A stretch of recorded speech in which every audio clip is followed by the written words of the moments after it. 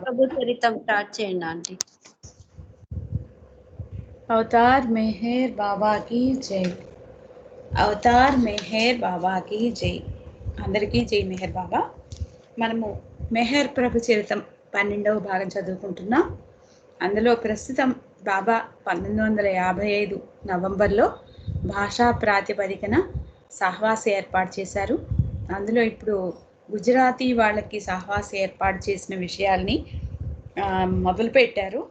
మనం దానికి సంబంధించి 5228 పేజీ ఫస్ట్ నుండి మనం చూసుకోవాలి. ఈ బాబా ప్రతిసారి కూడా ఈ సహవాసుల్లో భాషా ప్రాతిపదికన ఏర్పాటు చేసినటువంటి ఈ సహవాసులో అందరికీ కూడా ప్రత్యేకంగా గాడ్ స్పీక్స్కి సంబంధించిన భగవద్వచనానికి సంబంధించిన విషయాలని అనేకం చెప్తూ ఆ భగవద్వచనం యొక్క ప్రాశస్త్యతే కాకుండా అందులో ఉన్నటువంటి ముఖ్యమైనటువంటి విషయాలు కూడా అనేకం తెలియజేస్తూ వచ్చారు.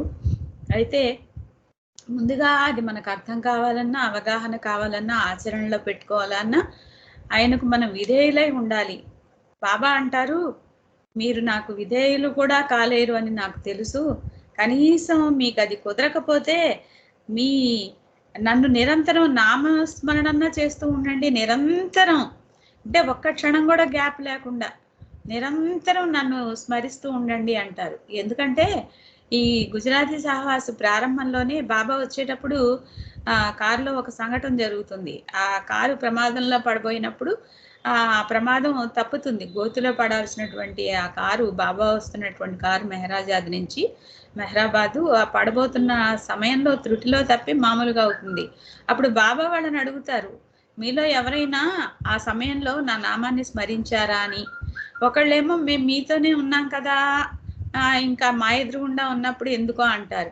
ఇంకొకళ్ళేమో మీకు కావాల్సిన వస్తువులు ఏం కావాలి ఏమిటి అనే విషయాల్ని గురించిన ఆలోచనలో ఉన్నాను, నేను నీ నామం స్మరించలేదు అంటారు. అలా అందరూ కూడా రకరకాలుగా చెప్తారు, కానీ ఆ సమయంలో ఎవరు కూడా బాబా యొక్క నామాన్ని స్మరించుకోవాలి. అందుకోసమని నిన్న మనకు తెలియజేశారు, మీరు నాకు ఎలాగూ విధేయులుగా ఉండలేని పరిస్థితి, మీ బలహీనత నాకు తెలుసు, కనీసం నన్ను నిరంతరం నా నామాన్ని స్మరిస్తూ ఉండండి అని చెప్తారు. సరే, మీరు అది కూడా చేయలేరు, కనీసం మీ తుది శ్వాస విడిచే సమయంలోనైనా నా నామాన్ని ఉచ్చరించండి అంటారు. మనం ఆలోచించినట్లయితే అది ఎంత కష్టమో కూడా మనకి తెలుసు. అనేక ఉదాహరణలు ఉన్నాయి.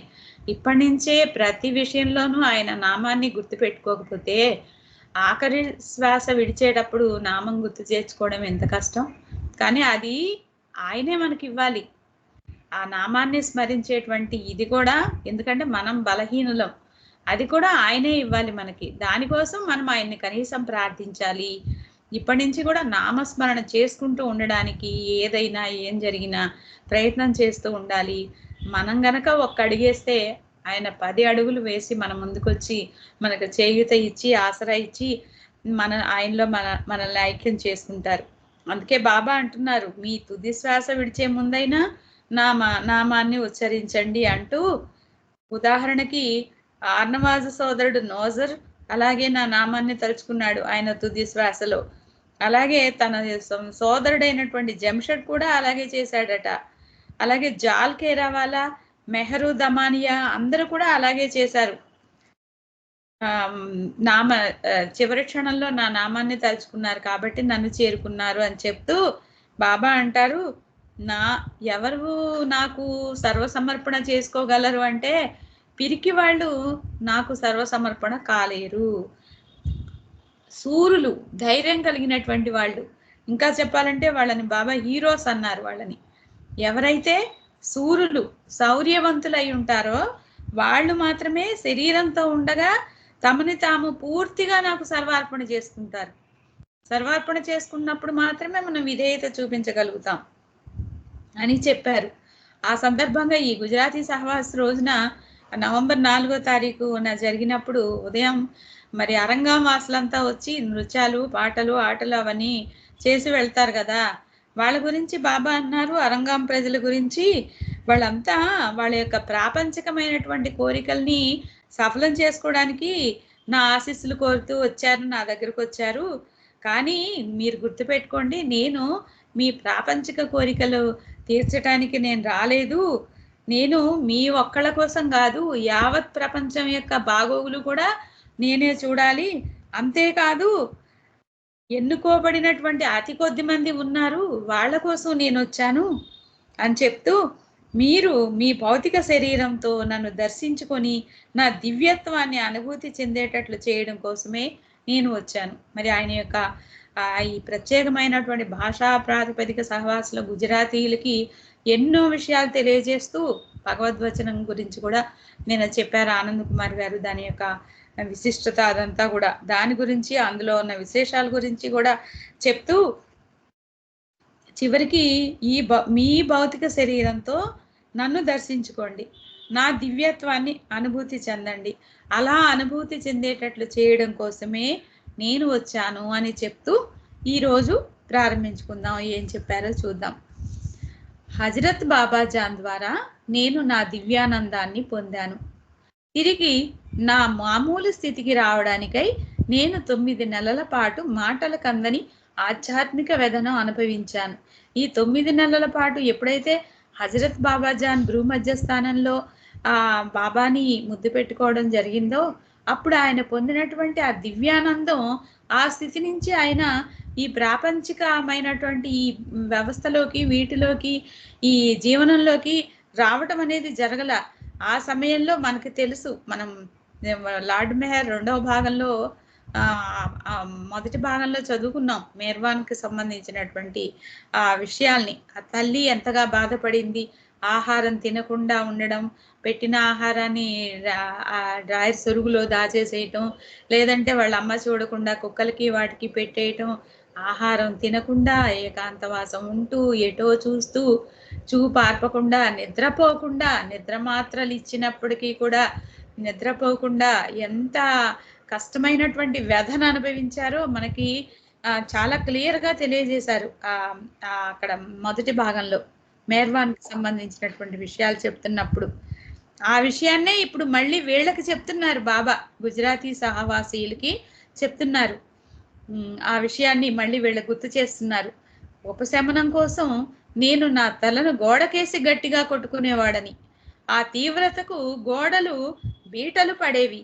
వాస్తవానికి అటువంటి బాధ అనేది లేనే లేదు అని చెప్తూనే, అప్పుడు ఆయన పడినటువంటి బాధ, ఆయన దివ్యానందంలో ఉన్నారు, ఆయనకి తెలియదు ఆయన ఏం చేస్తున్నారు అనేది.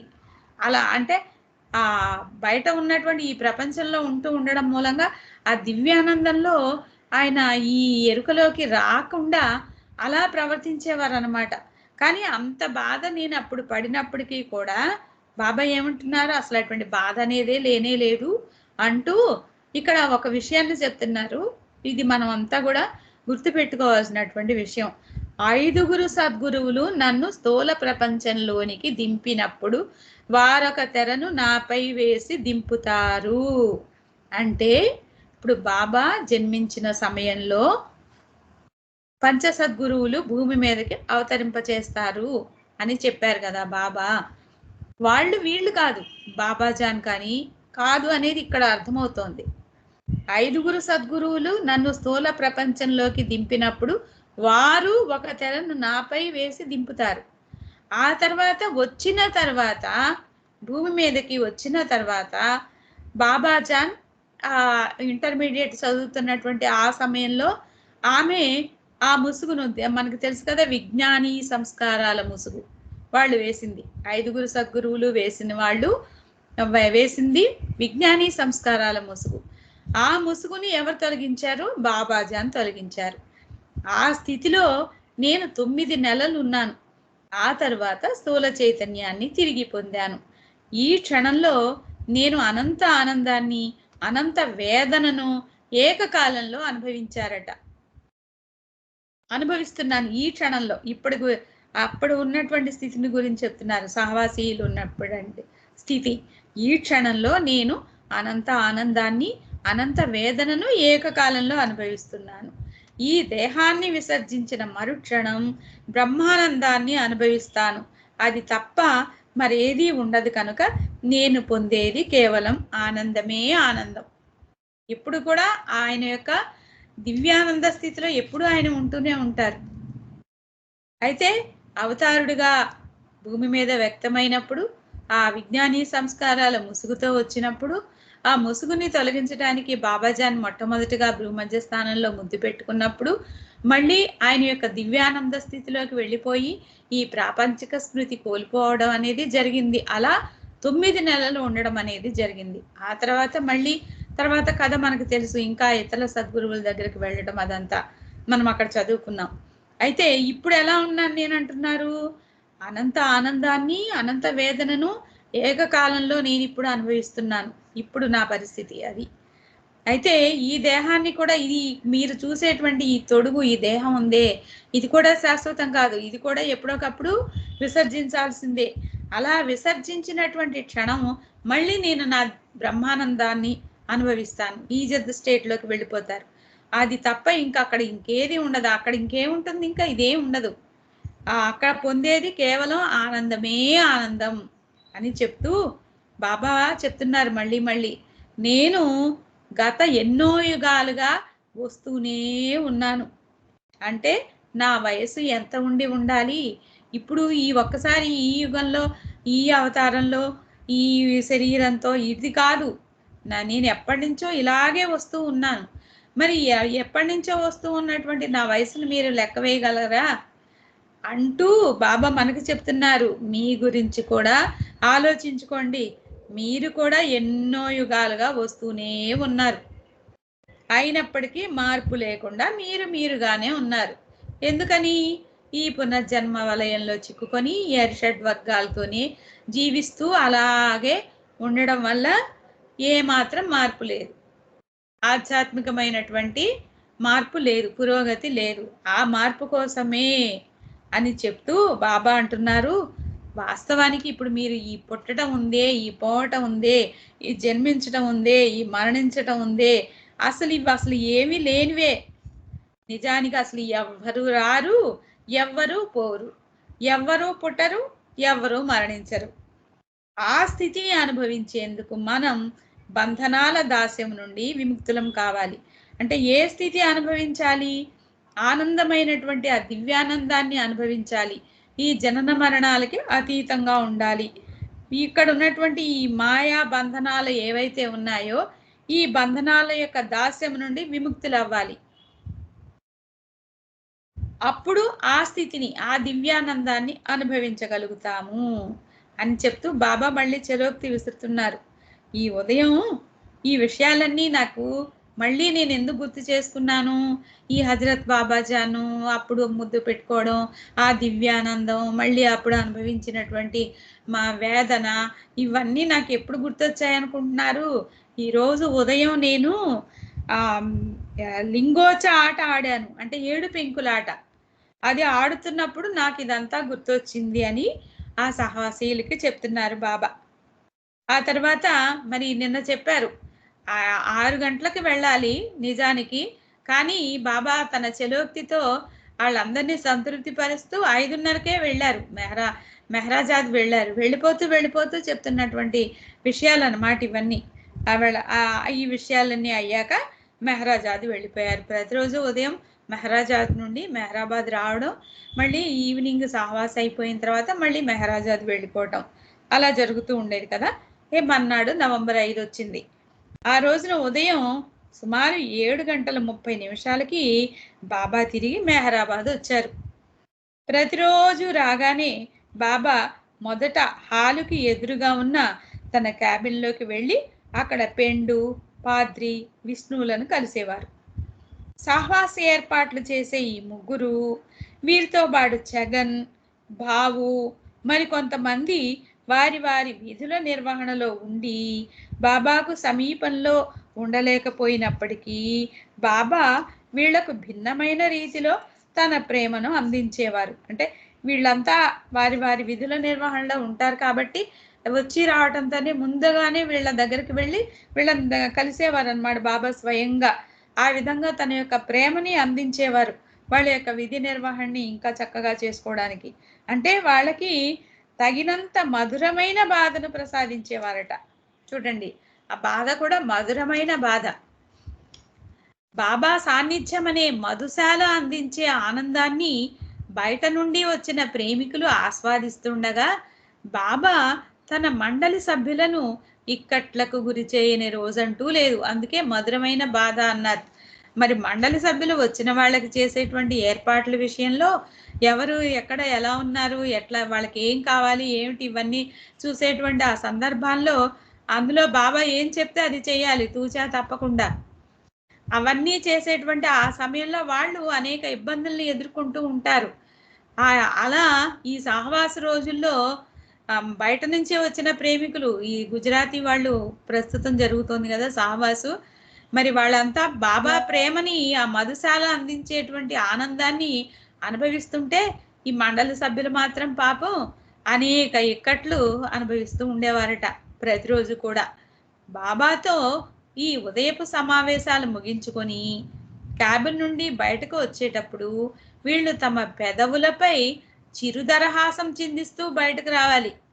ప్రియతమును నుండి తమకు లభించిన తమ వంతు ప్రేమ వాటాతో తామెంత సంతోషించారో తమ చిరునగువులే అందరికీ తెలియజేయాలి అన్నట్టుగా వారు బయటకు రావాలి. అది అక్కడ అది కూడా సహజంగా ఉండాలి. ఆ చిరునవ్వు, ఆ పెదవులపై దరహాసం.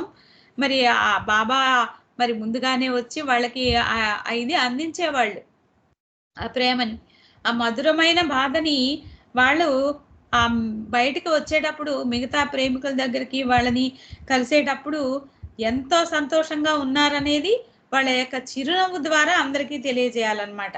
ఆ విధంగానే వాళ్ళు బయటికి రావాలి, ఆ మండలి వాళ్ళు కూడా, మండలి సభ్యుల వాళ్ళు కూడా. తర్వాత ఉదయం 8:15 బాబా మెహరాబాద్లోని సహవాస హాలులోకి ప్రవేశించారు. అక్కడ హాజరైన వారిని అందరినీ పలకరించి నిన్నటి రోజున నా ఆలింగనం పొందని వాళ్ళు ఇప్పుడు ఆలింగనం కోసం ముందుకు రావాలి అని పిలిచారు. లైన్లో నిలుచున్న వారిలో డాక్టర్ దేశ్ముఖ్, బాలనాట్ కూడా ఉన్నారు. రెండవసారి ఆలింగనం పొందవచ్చు అన్న ఆశతో వాళ్ళిద్దరూ లైన్లో నిలుచున్నారు. అయినా బాబా దేశ్ముఖ్ను ఆలింగనం చేసుకొని అప్పటికే నిన్న ఉదయం అతన్ని ఆలింగనం చేసుకున్నాను అని చెప్పి ఇక బాలనాటుకు రెండవసారి ఆ సౌలభ్యాన్ని తిరస్కరించారు. అసలే మన బాలనాటికి బాబా అంటే విపరీతమైనటువంటి ప్రేమ. మరి పాపం అందుకే పాపం రెండోసారి కూడా ఆలింగనం చేసుకోవచ్చు లైన్లో నిలబడితే పాపం ఆయనకి అవకాశం దొరకలేదు. దేశ్ముఖ్కి మాత్రమే అవకాశం దొరికింది. ఇలా చేస్తే వచ్చిన వాళ్ళందరినీ నేను మరొకసారి ఆలింగనం చేసుకోవాల్సి వస్తుంది అని బాబా అతన్ని తిరస్కరించారనమాట. ఆ తర్వాత దేశ్ముఖ్ని అతని ఫౌంటైన్ పెన్నుని గురించి బాబా అడిగినప్పుడు ప్రతి ఒక్కరికి అర్థమైంది. దేశ్ముఖ్ను ఆలింగనం చేసుకునే సమయంలో బాబా అతని జేబులోని పెన్నును గుట్టుగా లాగేసుకున్నారని. పాకిస్తాన్లోని లాహోర్ నుండి వచ్చిన హోమీ దేశాయితో బాబా చాలా కాలం తర్వాత నీవు మెహరాబాదు వచ్చావు కదా అని అడిగారు. సహవాస్కి హాజరైన ప్రేమికులందరినీ ఉద్దేశించి బాబా ఇలా వివరించారు. జలుబుతో ఉన్నవారు నాకు ఆ జలుబు అంటించకుండా దూరంగా కూర్చోండి అని అంటూనే మళ్ళీ అంటున్నారు, అవతారుడై ఉన్న నాకు జలుబు ఎలా సోకుతుంది అని మీలో కొందరు అడుగుతారేమో, అలా అడగొచ్చు. అట్లాగే నాకు ఆకలి ఎందుకు వేస్తుంది, నాకెందుకు విశ్రాంతి కావాలి అని కూడా మీరు అడగవచ్చు అని చెప్తూ దానికి సంబంధించిన విషయాన్ని చాలా ఏళ్ల క్రితం 1932 ఇంగ్లాండ్లో జరిగిన ఒక సంఘటన నాకు గుర్తొస్తోంది. నాతో ఆ సమయంలో చాంజీ, ఘనీ, ఆది సీనియర్, కాకాబారియా, రుస్తుము ఉన్నారు. నేనంటే పాశ్చాత్యులకు ఎంతో ప్రేమ. నా ఫోటో తీయాలని వాళ్ళ కోరిక. ఎముకలు కొరికే చలిలో ఆరు బయట నన్ను వాళ్ళు నిలబెట్టి ఫోటో తీస్తారని నేను అనుకోలేదు. కానీ వాళ్ళు నా సహజ దుస్తుల్లో నన్ను ఫోటో తీయాలనుకోవడంతో నేను కాదని చెప్పలేకపోయాను. నాకు జలుబు చేస్తుందన్న విషయం వాళ్ళు ఊహించనే లేదు. అవతారునికి ఎటువంటి వ్యాధి సోకదని వాళ్ళ అభిప్రాయం. మంజిల్ ఏమీ అదెప్పుడు బొంబాయిలో 1922-23లో ఆ రోజుల్లో సంగతి కూడా చెప్తూ, ఆ రోజుల్లో చలికాలంలో కూడా నేను సాద్రాలోనే బయటకు వెళ్ళేవాడిని. ఆ రోజుల్లో మెహరాబాద్లో కూడా బాగా చలిగానే ఉండేది. ఆ పాశ్చాత్యులు నన్ను ఆరు బయట నిల్చోబెట్టారు. నాకు ఎంతగా చలవేసిందో నేను వర్ణించలేను. రకరకాల ఫోజుల్లో ఫోటో తీసేందుకు నన్ను ఒక చోట నుండి మరొక చోటకి తీసుకువెళ్ళారు. ఈరోజు ఉదయం హాలులోకి రాకముందు పెండుతో నాకు జగడం జరిగింది. సహవాస్ ప్రోగ్రాంకి కావలసిన వివిధ ఏర్పాట్ల గురించి జగడం అంటే తెలుసు కదా, అంటే పెండుకి బాబాకి వాగ్వివాదం జరిగిందన్నమాట. ఎందుకోసం అంటే సహవాస్ ప్రోగ్రాంకి కావలసిన వివిధ ఏర్పాట్ల గురించి ముందుగా ప్లాన్ చేసి వాటిని కార్యరూపంలో పెట్టి మధ్యలో కావలసిన వాటిని అందజేసే బరువు బాధ్యత అంతా పెండు చూసుకుంటున్నాడు. మొదటగా వారానికి 150 మంది సహవాసీలను ఆహ్వానించడానికి మొత్తం 4 వారాలకి 20,000 రూపాయలు అంచనా వేయంగాను, అలాగే నెల రోజుల సహవాస్ ప్రోగ్రాంలో బీదల కోసం 10,000 రూపాయలు ఖర్చు చేయడానికి గాను అంచనా వేయడం జరిగింది. మొదట్లో తయారు చేసుకున్న ఈ ప్లానులో ఎటువంటి మార్పులకు తావు ఇవ్వరాదు అని చెప్పి పెండు ఒక ప్రతిపాదన చేశాడట. దాన్ని బాబా అంగీకరించారట. కానీ ఉత్తరాలు టెలిగ్రామ్లు రావడం మొదలైంది. ప్రేమికుల విన్నపాలను తిరస్కరించలేకపోయారు బాబా. అందుకని సహవాసలో పాల్గొనే సభ్యుల సంఖ్య ఏమైంది? పెరిగింది. అంటే 150 మంది సహవాసీలను ఆహ్వానించడానికి 20,000 ఖర్చు అవుతాయి. కానీ మరి అందరూ ఈ టెలిగ్రామ్లు ఉత్తరాలు రాయడంతో సహవాసీల సంఖ్య పెరగటం మొదలెట్టిందనమాట. తర్వాత బాబా అంటున్నారు, నేను తలపెట్టిన, మనల్నే మెచ్చుకుంటున్నారు ఇక్కడ, నేను తలపెట్టిన నా బృహత్ కార్యంలో ఆంధ్ర ప్రేమికులు నిజమైన కార్యకర్తలుగా రుజువు చేసుకున్నారు. ఆంధ్ర ప్రాంతంలో చాలా చోట్ల నా నామం ఇంటింటా ఒక వాడుక పదంగా మారింది. ఉత్తరప్రదేశ్ రాష్ట్రంలోని హమీర్పూర్ జిల్లాలోని నా ప్రేమికులు కార్యకర్తల విషయంలోనూ ఇలాగే జరిగింది.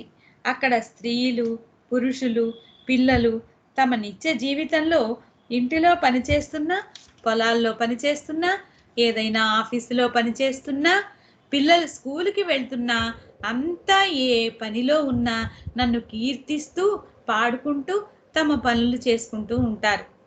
మన గురించి అలాగే హమీర్పూర్ వాళ్ళ గురించి కూడా బాబా చెప్తున్నారు ఇక్కడ.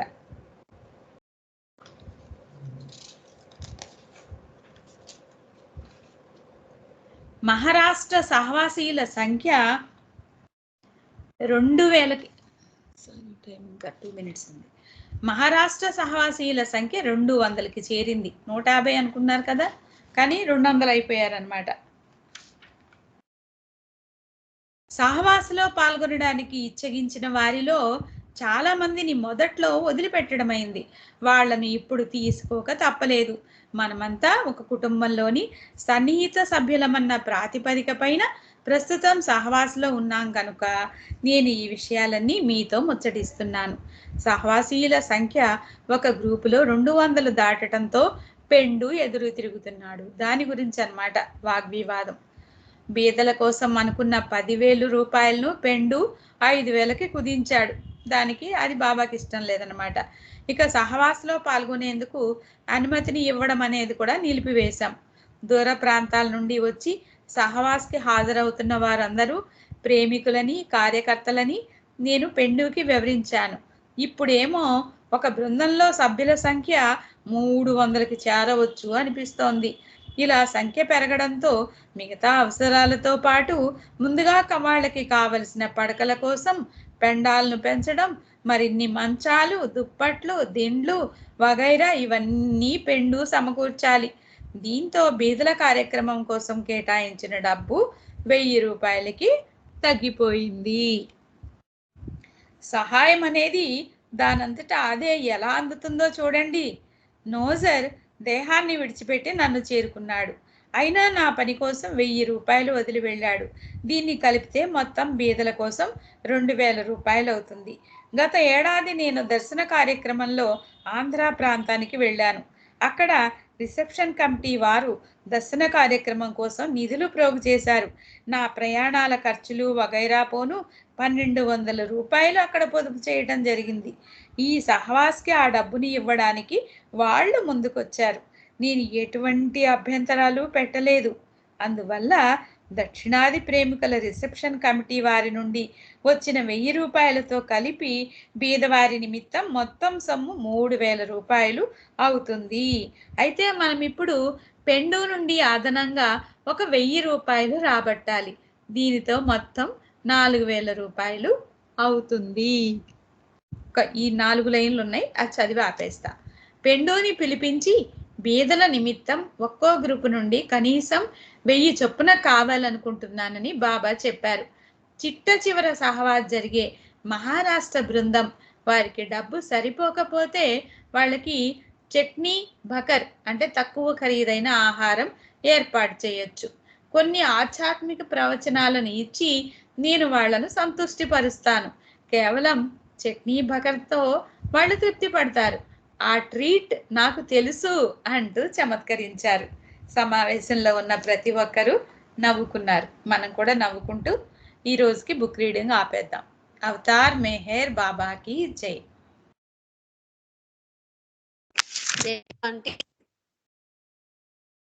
బాబా ఆంటీ మాకు తెలియని చాలా చక్కటి విషయాలు తెలియజేశారు. ధన్యవాదాలు మీకు. నెక్స్ట్ హారతి మా ఫ్యామిలీ నుంచి. అవతార్ మెహర్ బాబాకి జై.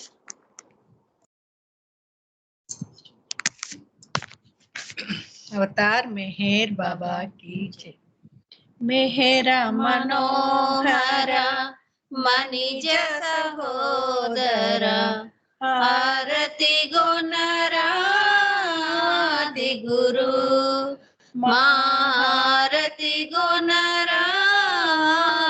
गुरु मेहरा मनोहर मनिज सहोदर आरती गुणरादि गुरु मारती गुणरादि गुरु आदि गुरुडवु आदि गुरुडवु आदि शक्तिवि अवतारुडवु मेहर मनोहर मनिज सहोदर आरती गुणरादि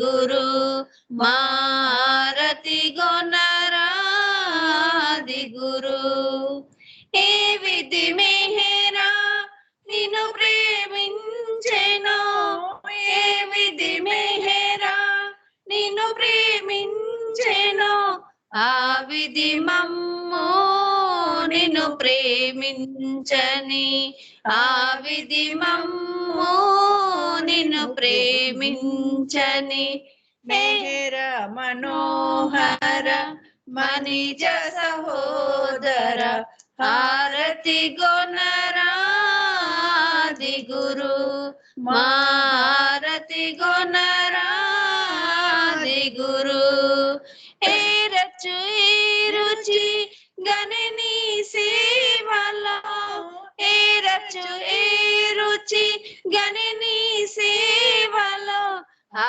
రుచి గణని మముని సేవలో ఆ రుచి గణని మముని సేవలో మెహర మనోహర మనిజ సహోదర ఆరతి గుణరాది గురు మారతి గుణరాది గురు మండలిని కేటు అర్పణమైరో మండలిని కేటు అర్పణమైరో అటులే మమ్ము అర్పణగాని అటులే మమ్ము అర్పణగాని మెహర మనోహర మనిజ సహోదర హారతి గొన్నరాది గురు మారతి గొన్నరాది గురు మారతి గొన్నరాది గురు अवतार मेहर बाबा की जय अवतार मेहर बाबा की जय प्रियतम मेहर प्रभु की जय అందరికి జై బాబా జై బాబా అండి. అందరికీ జై బాబా. ఇంతటితో ఈ కార్యక్రమం ముగిస్తున్నాం.